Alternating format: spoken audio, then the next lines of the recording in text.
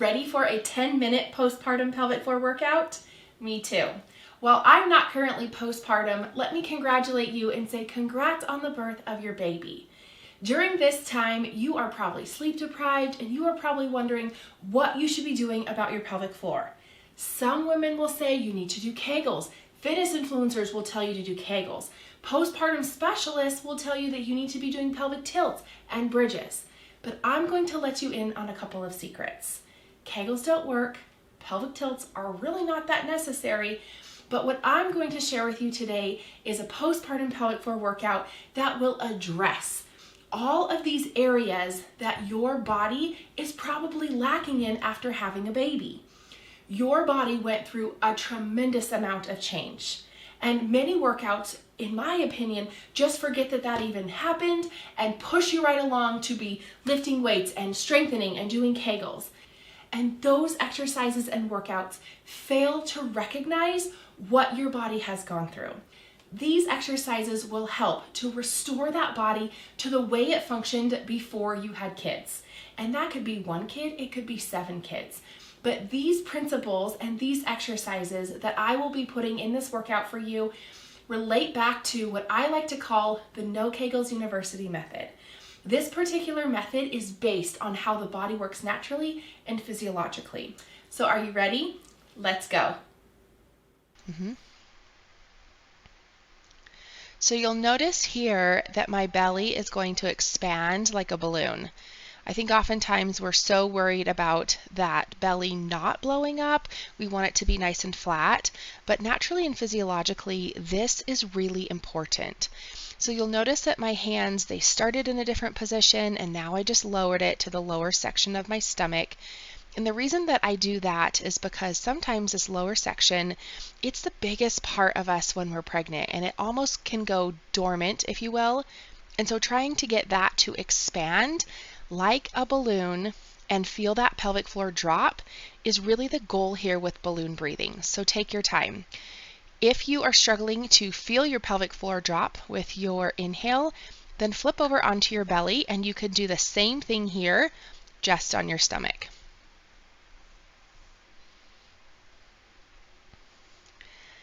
So next we have hip mobility. You can see that my toes are pointed out and I'm going to push my hips to the side. You'll notice that my head is going opposite. My head and shoulders are going opposite of what my hips are doing. Think of shutting a car door.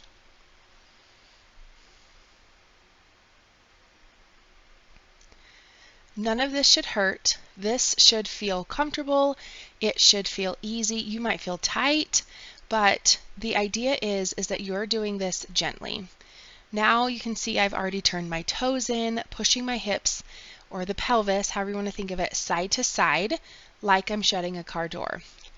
If you experience back pain or hip pain or any other pain, take your time, slow that motion so that you are doing that pure hip mobility that we're after. And then here I've turned my toes back out again, and now I'm doing what I like to call the hula hoop. You won't notice it on this direction, but on the other direction, I don't know if you can tell, but my left hip is a little stuck. And this is really not that big of a deal. Mine's this way because I had major hip surgery years ago and it always is a little stuck. The idea is that you are working on improving it, not that this is ever going to be a perfect circle, a perfect side to side. Remember, what we're after here, and then you can see I've turned my toes back in and now I'm doing circles, and you can tell I really have to work to get that back half of that circle. But again, what I was saying is we're after increasing hip mobility, not necessarily making this look pretty.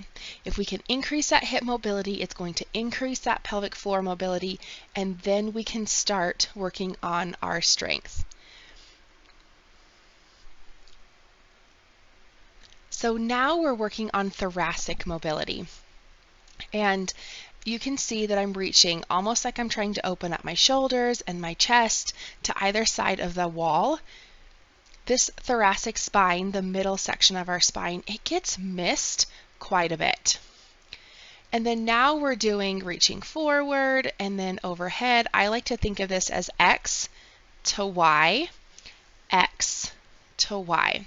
And you can see I almost even hinge, or I should say bend over a little bit to make my hands cross. And then as I'm reaching to the sky, I don't know if you can tell, but I'm really trying to bring my shoulder blades back down to my hips.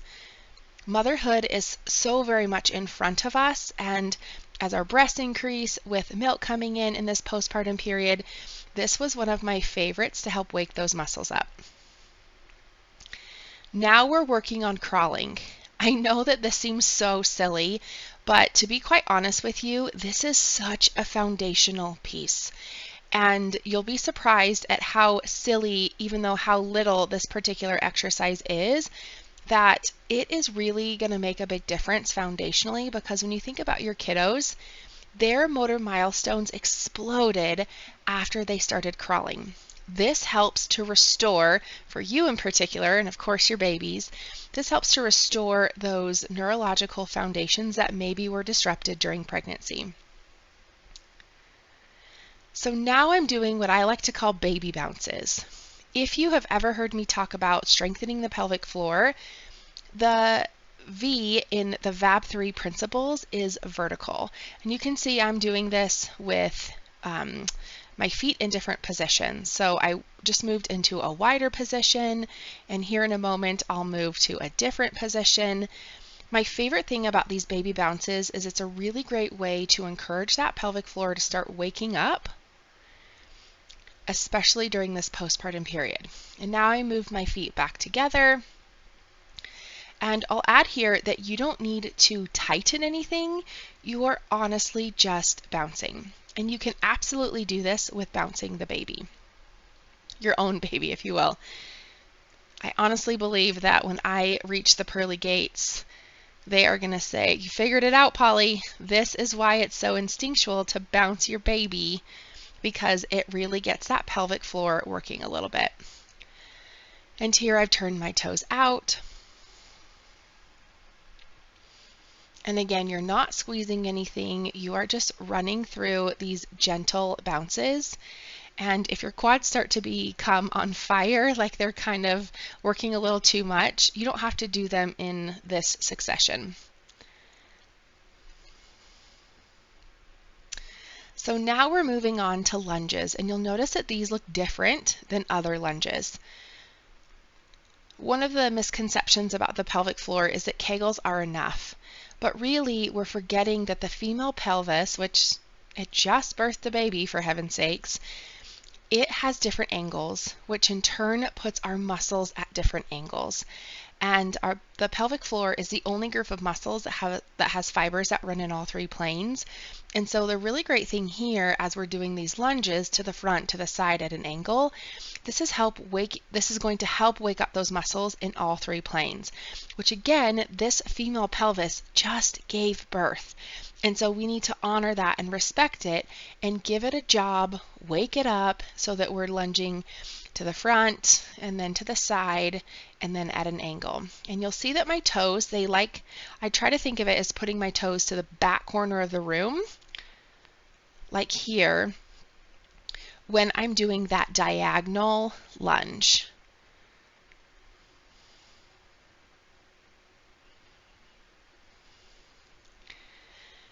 And then the next exercise that we have here, this is going to be squats, but you'll see that I'm going to change my foot positions. Now, I'm sure you've done toes out before, and I'll do a couple of other different positions as well, but you'll also notice that I'm not squatting very deep. Again, this is just to help wake up that pelvic floor, and by putting our feet in different positions, it's giving that pelvic floor a different job, and to help wake it up, especially after it just got done giving birth. This is another really great exercise that you can do while you are holding the baby or gently bouncing them when they're not sleeping at night. Maybe you're not quite awake and aware at that time of night, but back when I was in those early postpartum phases. This is something, the baby bounces, the lunge, well, maybe not all the lunges, but the baby bounces and these squats and the hip mobility, I did a ton with my babies, which one, they loved the motion, especially when they were fussy. And to be quite honest with you, my pelvis, my hips, my pelvic floor loved it too. I think that's one of the big reasons that recovery was very easy for me, and this is exactly why I'm passing this information on to you so you can have a great postpartum recovery as well.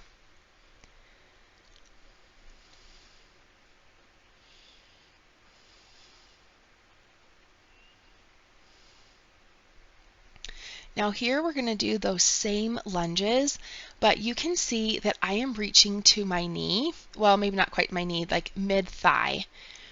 Here in a minute, I'll reach to my knee entirely. You'll notice that when you're doing these, it really changes the load or the tension that gets placed across that hip. So you can see here, I'm reaching all the way to the knee. You do whatever is best for you. And I should have mentioned that in the beginning, that all of these exercises, I want you to be successful with, meaning that you don't have any increase in pressure. You're not having to hold your breath. You are not having to tighten anything. You're just able to move through these motions, these exercises, and let that pelvic floor do its job. Let that pelvis start to wake up after it just gave birth and had to expand and change in so many different ways during those 9 months. And the other thing as well, if this 10 minutes is too much, then break it up. Do a little bit in the morning, do a little bit at lunch, do a little bit at night.